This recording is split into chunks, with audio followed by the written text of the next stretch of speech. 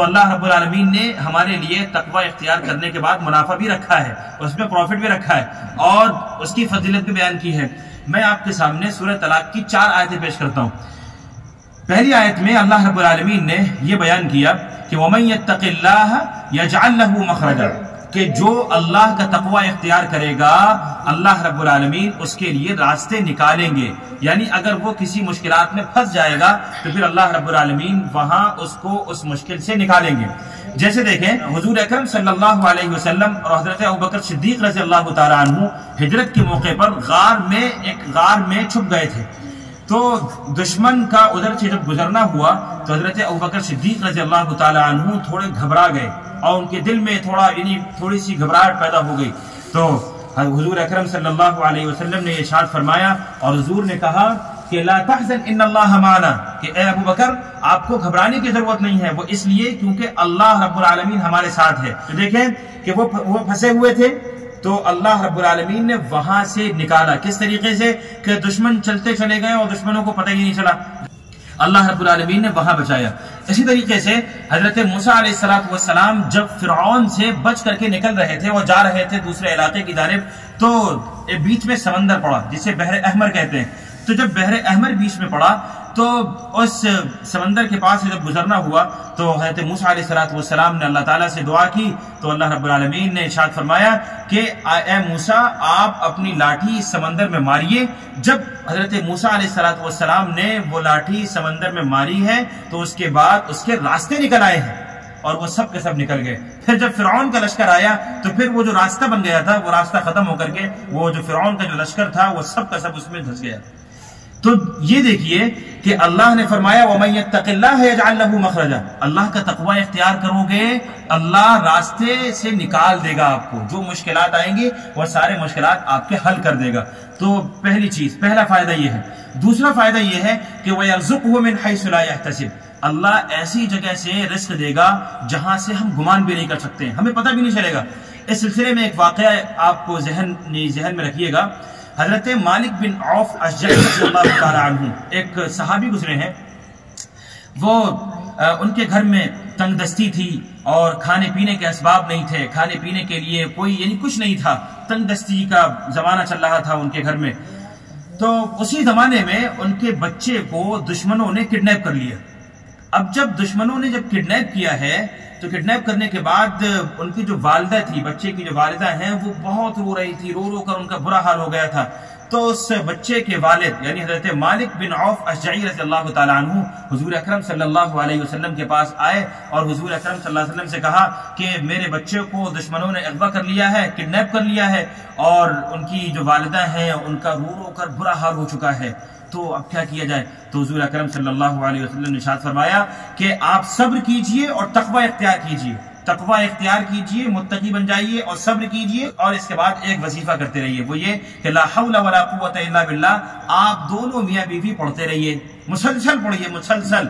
اب جب حضرت مالک بن عوف اشجعی رضی اللہ تعالیٰ عنہ اپنی اہلیہ کے پاس آئے اور ان سے کہا کہ حضور اکرم صلی اللہ علیہ وسلم سے میں نے ساری باتیں بیان کر دی ہیں اور حضور اکرم صلی اللہ علیہ وسلم نے ہمیں تسلی بھی دی ہے اور یہ بات ارشاد فرمائی ہے کہ لا حول ولا قوت الا باللہ، مسلسل پڑھتے رہیے، انشاءاللہ العزیز آپ کا بچہ مل جائے گا۔ اب ان دونوں کو تسلی ہو گئی، یہ دونوں مسلسل لا حول ولا قوت الا باللہ پڑھ رہے ہیں، اس کا ورد کر رہے ہیں، یہ وظیفہ پڑھ رہے ہیں، خوب پڑھ رہے ہیں۔ اسی دوران ہوتا یہ ہے کہ دشمنوں کی طرف سے غفلت ہوتی ہے تو وہ بچہ اتنا چالاک ہوتا ہے کہ وہاں سے نکل جاتا ہے، نکلنے کے بعد ساتھ میں ان کی 40 بکریاں بھی ہکا کر لے آتا ہے، 40 بکریاں بھی ساتھ میں لے کر آتا ہے۔ اب یہ دیکھیں کہ حضرت مالک بن عوف اشجعی رضی اللہ تعالیٰ عنہ نے حضور اکرم صلی اللہ علیہ وسلم سے کہا تھا کہ اے اللہ کے رسول، میرا بچہ کڈنیپ ہو گیا ہے اور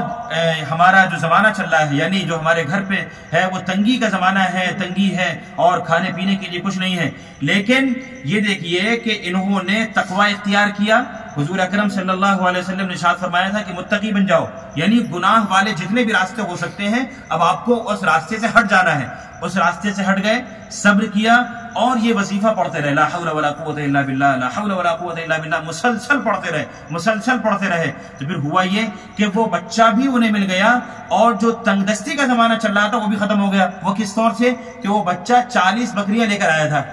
وہ بچہ وہاں سے دشمنوں کے پاس سے 40 بکریاں لے کر آیا تھا. تو حضور اکرم صلی اللہ علیہ وسلم کے پاس مالک بن عوف اشعری رضی اللہ تعالیٰ عنہ پہنچے اور کہا کہ اللہ کے رسول بچہ مل چکا ہے اور وہ ساتھ میں 40 بکریاں بھی لے کر آیا ہے، تو یہ کیا وہ بکریاں حلال ہیں؟ تو حضور نے فرمایا جی بالکل آپ کے لیے حلال ہے، آپ کھا سکتے ہیں اسے. تو اب یہ دیکھیے کہ تنگ دستی کا زمانہ ہے، کھانے پینے کچھ نہیں ہے، اور اللہ نے رزق کا نظام کس طریقے سے کیا کہ بچہ پہلے کڈنیپ ہوا ہے اور کڈنیپنگ کے بعد ماں باپ کو صبر کی تلقین کی گئی ہے، ان کو متقی بنانے کی تلقین کی گئی ہے، اور پھر اس کے بعد وہ بچہ جو ہے گھر پر بھی آتا ہے اور اسی کے ساتھ ساتھ وہ اپنے ساتھ 40 بکریاں بھی لے کر آتا ہے.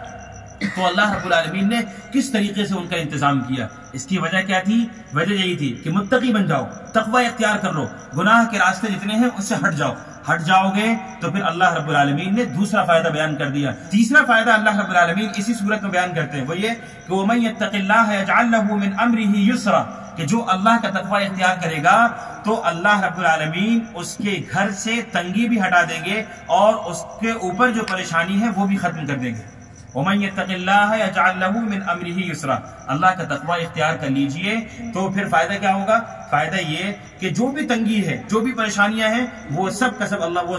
اللہ رب العالمین مٹا دیں گے اور ختم کر دیں گے، اور پھر انشاءاللہ اس تقوی اختیار کرنے کے بعد گھروں میں خوشحالی آئے گی اور خوشحالی والی ہم لوگ زندگی گزاریں گے. جو چوتھا فائدہ ہے اسی صورت میں وہ یہ کہ وَمَن يَتَّقِ اللَّهَ يُكَفِّرْ عَنْهُ سَيِّئَاتِهِ وَيُعْظِمْ لَهُ أَجْرًا، کہ جو اللہ کا تقوی اختیار کرے گا اللہ رب العالمین اس کے پچھلے گناہ معاف کریں گے، اور معاف کرنے کے بعد صرف گناہ معاف نہیں کریں گے بلکہ وہ جو اجر کرے گا اس کے اجر کو دوگنا کر دیں گے. تو ہمیں کرنا کیا ہے؟ صرف تقوی اختیار کرنا ہے. تقوی اختیار کرنے کے یہ 4 فائدے ہیں، اور یہ 4 فائدے تو اللہ نے صرف ایک ہی صورت میں بیان کیے ہیں، ورنہ اگر آپ قرآن پڑھتے چلے جائیں تو 20 سے 25 فائدے ہیں تقوی اختیار کرنے کے. ایک فائدہ یہ ہے کہ ہم جہاں بھی رہیں گے اللہ رب العالمین ہمارے ساتھ رہے گا، ہم جہاں بھی جو بھی کام کر رہے ہوں گے اللہ ہمارے ساتھ رہے گا. اسی طرح اللہ نے فرمایا کہ یا ایھا الذین آمنوا ان تتقوا اللہ یجعل لکم فرقانا، کہ اگر تم اللہ کا تقوی اختیار کرو گے اے ایمان والو تو پھر اللہ رب العالمین آپ کو فرقان عطا کریں گے. فرقان کا مطلب کہ آپ کو اللہ رب العالمین حق اور باطل کے درمیان فیصلہ کرنے کی عقل دیں گے، کا سینس دیں گے. اس کا وہ یہ کہ جو حرام ہے وہ آپ سمجھ جائیں گے، جو حلال ہے وہ آپ سمجھ جائیں گے، کون سی چیزیں جائز ہیں وہ آپ سمجھیں گے، کون سی چیز ناجائز ہے وہ بھی آپ سمجھ جائیں گے. یہ اس چیز کی سوچ اور اس کی سمجھ اور اس کا فہم اللہ رب العالمین ہمیں عطا کریں گے. یہ ہے تقوی اختیار کرنے کا فائدہ.